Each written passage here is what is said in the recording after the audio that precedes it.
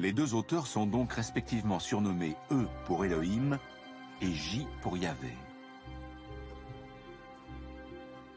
En s'inspirant sans doute des poèmes et des chants transmis au fil des générations, chacun écrit sa propre version du lointain passé d'Israël. L'histoire d'Abraham et de la terre promise, et celle de Moïse et de l'Exode. La plus ancienne de ces sources est celle qu'on surnomme J. Beaucoup d'historiens la situent au Xe siècle avant notre ère, à l'époque de David et Salomon. Et si J a choisi de camper son récit aux alentours de Jérusalem, c'est sans doute parce que c'est là qu'il vivait, peut-être à la cour de David et Salomon.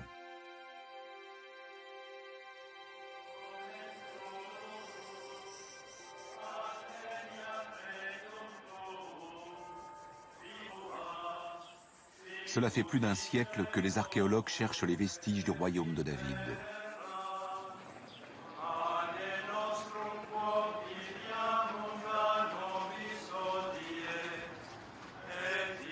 Mais il est toujours délicat d'entreprendre des fouilles à Jérusalem, considérée comme une ville sainte par les trois grandes religions monothéistes.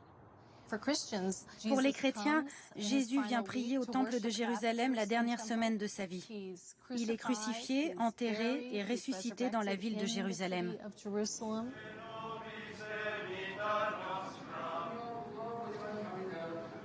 Pour l'islam, c'est ici que vient Mahomet au terme de son voyage nocturne.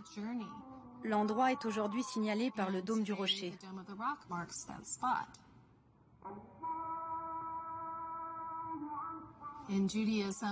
Dans le judaïsme, toutes les histoires que la Bible hébraïque raconte sur Salomon, David et les temples de Jérusalem se passent bien sûr à Jérusalem.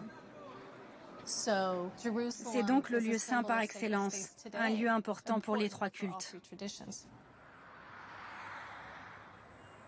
En 2005, l'archéologue israélienne Eilat Mazar obtient de pouvoir faire des fouilles dans la partie la plus ancienne de Jérusalem, l'actuelle cité de David.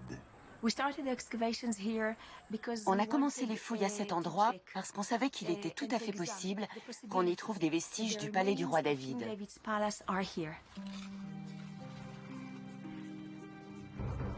Dans cet endroit détruit et reconstruit à plusieurs reprises au fil des siècles, les chances de retrouver des vestiges bibliques sont minces.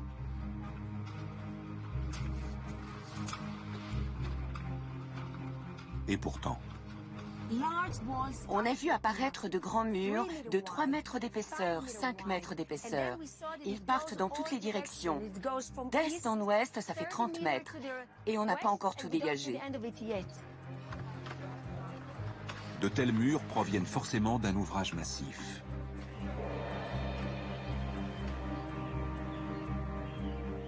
Eilat Mazar estime que ce qu'elle a exhumé correspond à peine à 20% de l'ensemble du complexe.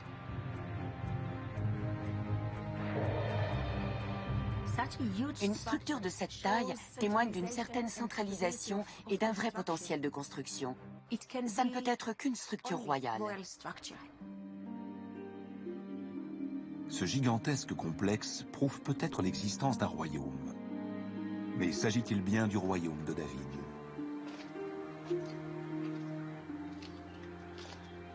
Si ces murs encadraient le palais de David, ils ont forcément été construits de son vivant, vers 1000 avant Jésus-Christ.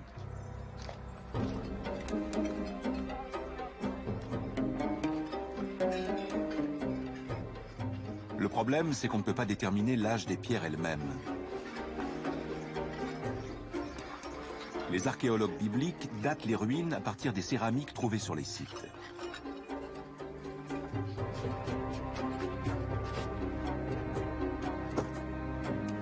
La datation de la céramique repose sur deux grands concepts.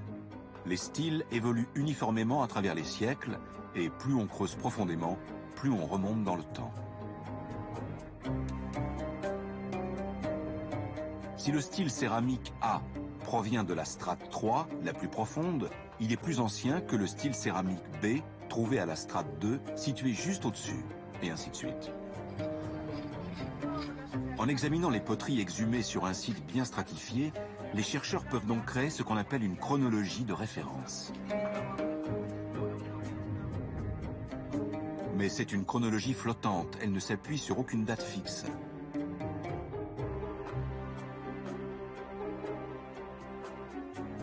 William Foxwell Albright, souvent considéré comme le père de l'archéologie biblique, s'est basé sur des événements mentionnés à la fois dans la Bible et dans les textes égyptiens et mésopotamiens pour attribuer des dates aux différents styles céramiques.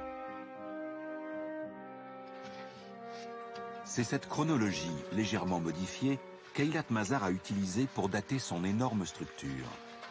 La plupart des archéologues continuent d'ailleurs à s'y référer. Ce qu'on a trouvé, ce sont des céramiques typiques du Xe siècle.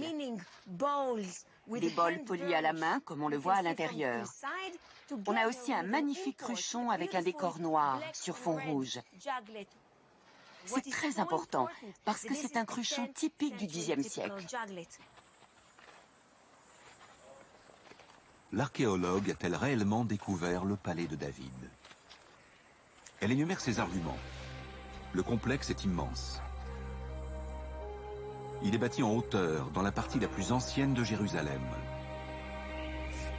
Et d'après la chronologie d'Albright, les poteries datent du Xe siècle avant Jésus-Christ, l'époque de David.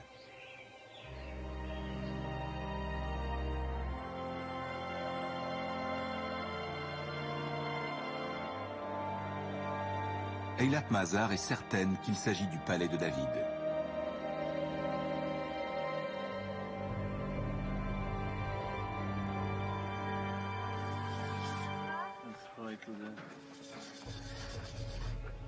Mais sa conviction et l'existence même du royaume reposent sur l'âge estimé des fragments de poterie.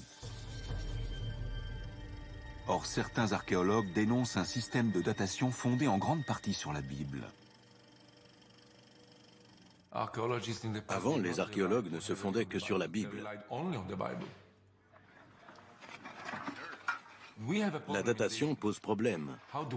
Comment donner une date en archéologie? Il faut un point d'ancrage extérieur.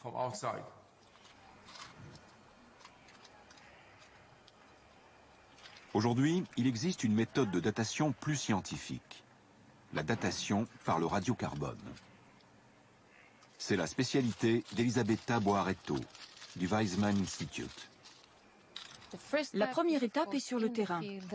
Elle permet d'inscrire l'échantillon, que ce soit un noyau d'olive, une graine ou du charbon, dans un contexte archéologique.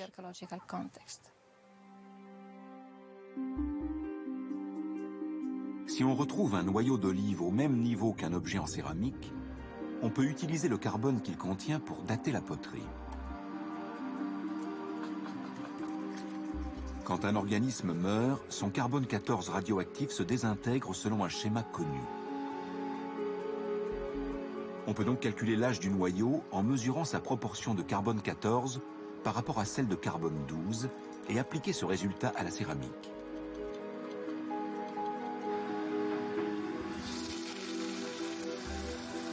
Elisabetta Boaretto a méticuleusement collecté et analysé des centaines d'échantillons prélevés sur plus de 20 sites en Israël.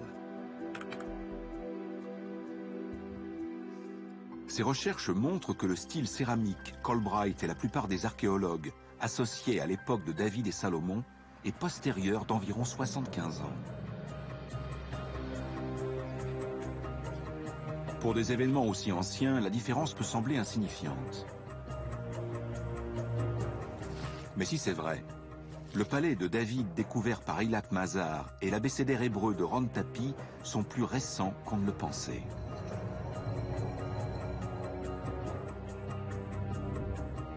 Ils deviennent contemporains du roi Omri, de son fils Akab